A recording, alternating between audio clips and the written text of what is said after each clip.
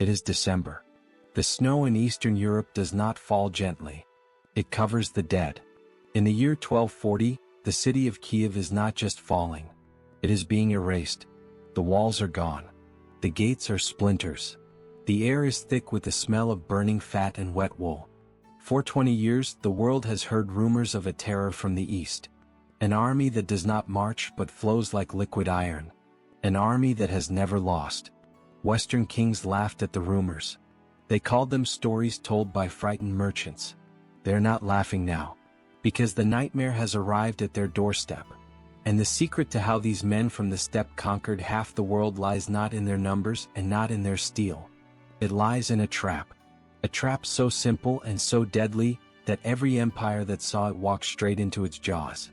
This is the anatomy of a slaughter. The sky over Kiev is black. It is not the blackness of night. It is the heavy, choking blackness of 1,000 homes burning at once.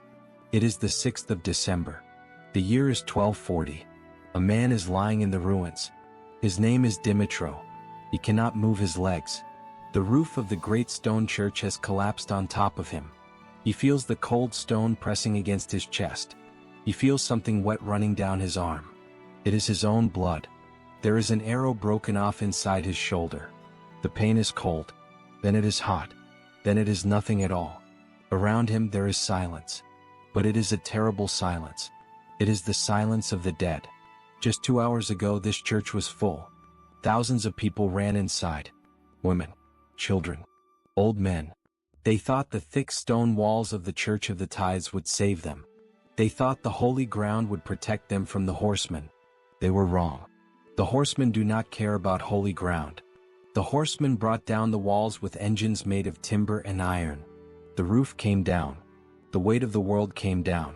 Now Dimitro breathes in the dust. The dust tastes like lime and ash. He listens. Outside the city is screaming. But inside the ruins he hears something else. It is the sound of leather boots walking slowly over broken tile. The footsteps are heavy. They are steady. They are the boots of men who are checking their work. They are looking for anyone who is still breathing. Dimitro is the military commander of Kiev. He is the man who stayed. The great Prince Daniel rode away weeks ago. He went west to ask the kings of Europe for help. He asked for knights. He asked for shields. No one came. The kings of Europe were too busy with their own wars. They thought the Mongol army was a distant storm. They thought the storm would empty itself on the grass and disappear. They did not know the storm was alive. Dimitro closes his eyes. He remembers the city as it was 9 days ago. The gold domes shining in the winter sun. The high wooden walls. The 50,000 people who called this place home. Now his city is gone. By his own count, 48,000 people have died in less than 10 days.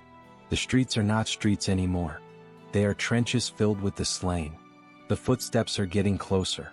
A shadow falls over the gap in the stone above his face. A cold wind blows through the crack, carrying the smell of roasting horseflesh and old sweat. The men above him are picking through the silver and the gold. They are about to find him. For 20 years, this army has marched across the earth. They started as scattered tribes on the banks of a river no one in Europe had ever heard of. Now they hold the world by the throat. When they find an enemy commander alive in the ruins, they do not ask for a ransom. They do not show mercy. They use the blade. But outside, sitting on a horse in the freezing mud, is a man named Batu Khan. He is the grandson of the man who started it all. He is the man who broke the East. And he is waiting for Dimitro to be dragged into the light. Stay with us till the end for valuable insights. Like, subscribe and share to support the channel. To understand why the stones of Kiev are burning, you have to look back.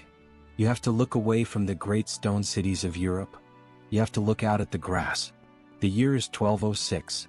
The place is the bank of the Onon River. The wind here never stops. It blows across thousands of miles of open plains where nothing grows but short grass and scrub. There are no trees to hide behind. There are no mountains to climb for safety. In this place, if you cannot ride, you die. If you cannot hunt, you starve. On this day the tribes are gathering. They are men who have spent their whole lives killing each other for water holes and stray horses. They are hard men. Their faces are dark from the sun and lined by the freezing wind. But today they are not fighting. They are standing in a circle. At the center of the circle stands a man named Temujin.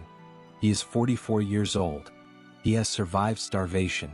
He has survived captivity. He has killed his own half-brother to survive. The chiefs look at him. They do not see a man anymore. They see a force. They raise him up on a piece of white felt. They give him a new name. Genghis Khan, the universal ruler. Before this day, these men were nothing to the great empires of the world. The rulers of China looked at them as wild dogs. The rulers of Persia did not even know their names. But Genghis Khan gives them a single law. He tells them they are no longer tribes. They are an army. He builds a military instrument that is perfect. It is quiet. It is fast. It does not need supply wagons. Every rider leads 4 or 5 horses. When one horse gets tired, the rider jumps to the next one without stopping. If there is no food, the rider cuts a small vein in his horse's neck, drinks a few mouthfuls of blood, closes the wound, and keeps riding. They can move 50 miles in a single day through snow that would stop a European king in his tracks. And then there is the bow. It is not the long bow of the West. It is a composite bow made of layers of wood, horn, and sinew glued together. It is short. It is stiff. It takes more than 100 pounds of force to pull it back. A Mongol rider can shoot 6 arrows in the time it takes a Western archer to load one. And he shoots them while his horse is at a full gallop. He releases the string at the exact moment all 4 of the horse's hooves are off the ground, when the ride is perfectly smooth. Within 20 years, this army of horsemen erases the ancient empires of Asia. They ride into the great Islamic cities of the West. They ride into Bokhara. They ride into Samarkand. In the city of Merv, the chroniclers say the Mongols kill more than 1 million people in a single week. They divide the citizens among the soldiers. Each soldier is given hundreds of people to execute with his axe. The world has never seen destruction on this scale. It is mechanical. It is cold. By 1223, Genghis Khan wants to know what lies beyond the mountains. He wants to know what is on the other side of the great Caspian Sea. He calls his 2 best generals. Their names are Jib and Subutai. He gives them 20,000 men. He tells them to ride north, map the land, and see who lives there. It is supposed to be a simple scouting mission. But for Subutai, a scouting mission is still a war. He crosses the Caucasus Mountains. He breaks a Georgian army that gets in his way. And then, his horsemen come down onto the open grass of the Pontic steppe. There, for the first time, the men of the east see the men of the north. The Rus. The grass of the steppe is green in the spring of 1223. It stretches out like an ocean of wind and weed. And across this ocean, a massive force is moving. It is the army of the Rus princes. They have joined together with their old enemies, the Cumans, a wild tribe of horse archers who live on the plains. Together they are 30,000 strong. Their leaders are proud men. They wear coats of iron rings and helmets that gleam like silver. They look back at their long lines of foot soldiers carrying great iron axes and heavy wooden shields. They believe they are invincible. For 9 days, the Rus and the Cumans have been chasing the Mongols. Every morning, they see the horsemen of the east just ahead on the horizon. The Mongols look small on their shaggy horses. They look disorganized. Whenever the Rus vanguard gets close, the Mongols turn their horses around and gallop away. They leave behind stray equipment. They drop bags of grain. They look like an army that is terrified, an army that is desperate to escape. The Rus princes watch them run and they smile. They tell each other that these wild men from the east are nothing but cowards. They urge their horses faster. But they do not notice what is happening to their own ranks. The chase has lasted too long. The fast Cuman horsemen are far ahead, eager to get the first share of the spoils. The knights of Gallic and Galicia are riding hard behind them. But the slow foot soldiers from Kiev, carrying 30 pounds of iron and timber on their backs, are miles behind. The long line of the Rus army is stretched out over 40 miles of bumpy dirt road. It is no longer an army. It is a thin, weak thread of men gasping for breath under the summer sun. And at the front of that thread, Subutai is watching. He is sitting on his horse by the bank of a small river called the Kalka. He is not a young man anymore. He is heavy and one of his eyes is blind from an old wound. He cannot even ride a horse for long distances without pain. Sometimes he must be carried in a cart made of iron. But inside his head is a mind that works like a clock. He knows exactly how far a horse can run before its lungs burst. He knows exactly how much dust 30,000 men make when they are tired. He looks at his commanders. He gives a simple sign with his hand. The retreat stops. The false flight is over. Suddenly, the Mongols do not look disorganized anymore. In a matter of minutes, thousands of riders wheel their horses around in perfect silence. They form into long, straight walls of black leather and iron. The Rus princes look ahead and their smiles disappear. The desperate refugees they have been chasing for 9 days have vanished. In their place stands the most precise killing machine the world has ever seen. The Kalka River is quiet for one last second. The only sound is the wind in the weeds. Then Subutai raises his hand again and the sky goes dark. The silence at the Kalka River does not break with a roar. It breaks with a whistle.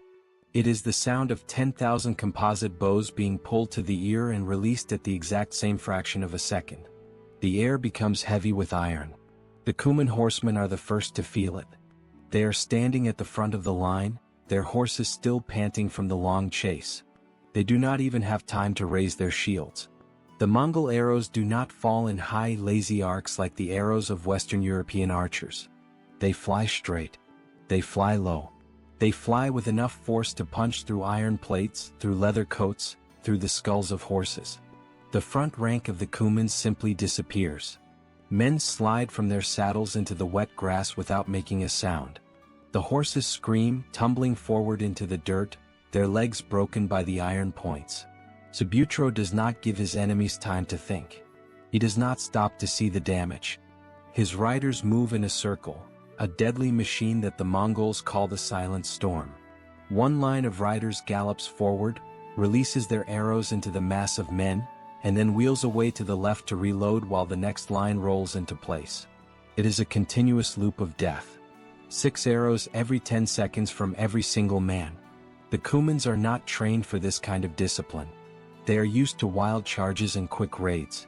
They look at the steady, mechanical precision of the Mongols and they lose their minds. A few riders try to turn their horses to run. Others follow them. Within 5 minutes, the entire Cuman vanguard is a screaming mass of terrified men and horses, desperate to get away from the iron rain. They turn around and they ride back. But behind them are the advancing Rus. The young princes, Mstislav of Gallic and Daniel of Galicia, are still pushing their men forward. They are shouting, trying to clear the dust from their eyes, trying to see where the enemy is. They do not see the Mongols. They only see a wave of 3,000 terrified Cuman horsemen crashing directly into their own front ranks. The impact is devastating. The fast-moving Cumans ride straight over their own allies. The foot soldiers are knocked down and crushed under the hooves of their friends. The long iron spears of the Rus are tangled. The heavy wooden shields are smashed. The thin thread of the Rus army is now completely broken. It is no longer an army, it is a trap made of their own flesh. From the sides of the road, out of the high grass where they had been waiting in secret, the heavy Mongol cavalry appears. These are the elite riders. Both the men and their horses are covered in thick plates of black leather. They do not carry bows. They carry long lances with iron hooks below the point. They ride into the confusion at a steady trot, using the hooks to pull the proud Rus princes out of their saddles and into the mud where the short swords can finish them. The rout is absolute. 440 miles back along the road they had traveled so confidently, the ground is covered in iron rings and dead men. 6 princes are cut down before they can even reach the river. The great army of 30,000 is gone. But on a small hill above the water, one man is still standing. The hill above the Kalka River is small. It has no stone walls. It has no deep trenches. It is just a mound of dirt and wild grass rising out of the flat steppe. But on top of that mound, 8,000 men are waiting to die. Their leader is Mstislav of Kiev. He is the 3rd prince. He did not join the foolish chase across the grass. He did not allow his men to run after the disappearing horsemen. When the Cuman vanguard broke and ran, Mstislav looked at the dust on the horizon and he knew the truth. He knew it was a trap. He pulled his men back to the highest ground he could find. They dragged their heavy supply wagons into a great circle around the top of the hill. They locked the wheels together with thick leather ropes. They drove their iron-tipped stakes into the earth between the wheels. They stood behind the wood with their great Danish axes and their heavy round shields. They did not run. Subutai rides to the bottom of the hill. He looks up at the circle of wood and iron. The sun is setting now, casting long bloody shadows across the grass. He has already destroyed the rest of the 30,000. He has already killed 6 princes of the north. This hill should be a small thing. He gives the order to attack. The Mongol riders gallop up the slope. They shoot their arrows at the wagons. But the wood is thick. The heavy shields of the Rus are locked together like the scales of a great fish. The arrows bounce off or stick into the oak. When the Mongol horses reach the stakes, the Rus soldiers reach over the wagons with their long axes. A Danish axe is a terrible weapon. It is 4 feet of seasoned ash topped with a broad crescent of iron. When a man swings it with both hands, it does not just cut, it smashes. It splits helmets like wood. It cuts through the necks of armored horses in a single stroke. The first Mongol attack fails. The riders roll back down the hill, leaving their dead behind in the weeds. Subutai does not smile. He does not get angry. He simply sends more men. He throws his heavy cavalry at the hill on the second day. The horsemen try to pull the wagons apart with iron hooks and ropes. But the men inside the camp fight like wild dogs. They do not feel their wounds. They stand in the gaps where the wagons are broken, their shirts stained with blood, swinging their axes until their arms turn to lead. The second day ends. The hill still holds. By the third day, the air inside the circle of wagons is thick with the smell of sweat and unwashed wounds. There is no water on the hill. The sun is hot, and the men are licking the dew from their iron helmets just to keep their tongues from swelling. Their lips are cracked and black. But every time the Mongols approach, the axes go up. Subutai realizes something that his official records will never admit. He is losing too many men. He has lost nearly a tenth of his small scouting force just trying to take a single mound of dirt. This army from the north does not break the way the empires of the east broke. Sustained pressure does not make them run, it makes them harder. So, Subutai stops the attacks. He uses a different weapon. He uses a lie. He sends a man up the hill under a white flag. The man says the Khan is full of respect for their bravery. He says if the Rus lay down their weapons, they will be allowed to walk back to their cities. No blood will be spilled. Mstislav, looking at his dying men who have not tasted water in 72 hours, nods his head. The axes are set down on the ground. The iron shields are stacked. The moment the weapons leave their hands, the silence breaks. The Mongols come up the hill with their short swords. They do not look the Rus in the eye. They work quickly, cutting the throats of 8,000 unarmed men in the grass. But for Mstislav and the 2 other surviving princes, Subutai has planned something special. A death that requires a new kind of engineering. The ground on top of the hill is wet. It is not wet from the river. It is wet from the blood of 8,000 men whose weapons are now rusting in the grass. The Mongols do not waste time. They are an army that moves like the wind, but they are also an army that remembers every injury. The hill had cost them too much. It had cost them 3 days of sun and hundreds of their best riders. For the 3 princes who had forced them to wait, a simple blade across the throat is too quick. It is too merciful. Subutai gives an order. His men bring heavy wooden boards from the broken supply wagons. They are thick planks of oak, stained with the grease of the journey and the sweat of the men who built them. They lay the 3 Rus princes flat on their backs in the center of the clearing. Mstislav of Kiev does not scream. His lips are still black from thirst. He looks up at the gray sky, his hands bound tightly behind his back with leather cords. The Mongols lay the heavy oak boards directly across the living chests of the 3 men. And then the feast begins. The Mongol commanders, their leather coats still covered in the dust of the battle, climb up onto the boards. They do not sit on the grass. They sit on the wood. They bring out large platters of roasted horseflesh and leather bags filled with fermented mare's milk. They laugh. They shout. They toast to the health of the great Khan across the world. Beneath the wood, the weight begins to settle. Every time a commander moves his foot, Every time a soldier leans forward to grab another piece of meat, the heavy oak planks press deeper into the ribs of the men below. The air is forced out of their lungs in small, ragged gasps. The bones begin to crack. It is a slow, mechanical agony. The princes do not die in a minute. They die over the course of the meal, their chests collapsing under the weight of their enemies eating dinner. Above them the music plays. Below them the life goes out of the north. When the feast is over, the Mongols climb down. They do not bury the bodies. They leave the boards where they are, a strange wooden monument on a hill that should have been theirs on the first afternoon. They turn their horses around and they ride away. The official records written in China a century later say the army turned back because of distance. They say the supply lines were too long. They say the grass was drying up. But the monks who wrote the history in the dark cells of the Rus monasteries knew there was something else. Something written in quieter ink. The Mongols did not return to the lands of the north for 14 years. For 14 years, the memory of the Kalka River hung over the steppe like a frozen cloud. The horsemen had won the battle. They had won it the way they always won, with the false flight and the iron rein. But they had met a warrior who did not know how to run. They had met men who looked at the sustained pressure of the greatest military machine on earth and simply swung their axes harder. When Batu Khan returned in 1237 with 150,000 men, he destroyed every city that stood in his path. He leveled Ryazan. He burned Vladimir. He left Kiev as a pile of smoking stones and broken cathedrals. He conquered the land. But he never went back for Novgorod. The city of the Vikings, the city where the long axes were made, was left standing alone in the northern mists. The conqueror of half the world had looked at the road north and remembered the hill of wood and iron. He had learned that you can kill the men of the north, but you cannot make them break. And beneath the soil of Kiev hundreds of years later, the iron would remain.